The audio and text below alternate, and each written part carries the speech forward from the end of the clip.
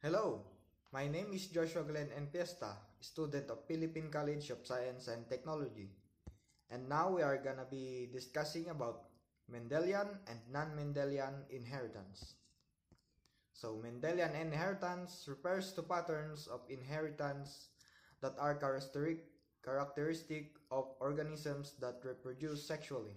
The Austrian monk Gregor Mendel performed thousands of crosses with garden peas at his monastery during the middle of the 19th century. Mendel explained his results by describing two laws of inheritance that introduced the idea of dominant and recessive genes. And Mendelian inheritance refers to the kind of inheritance you can understand more simply as the consequences of single genes. So in human genetics, for instance, when you look at a condition like Huntington's disease and you see that it follows his pattern, where an affected person who passes that to a child, the child has a 50% chance of being infected.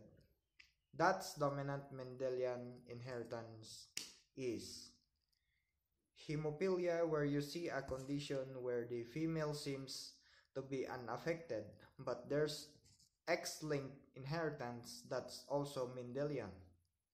Or cystic fibrosis, where it's autosomal recessive. You can model that also by Mendel's rules of the consequence of a single gene. And for non-Mendelian inheritance is any pattern of inheritance in which traits do not segregate in accordance with Mendel's laws. These laws describe the inheritance of traits linked to single genes on chromosomes in the nucleus. In Mendelian inheritance, each parent contributes one of two possible alleles for a trait.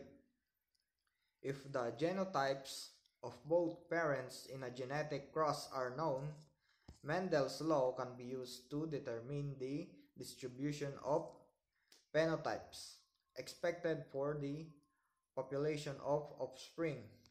There are several situations in which the proportions of phenotypes observed in the progeny do not match the predicted values.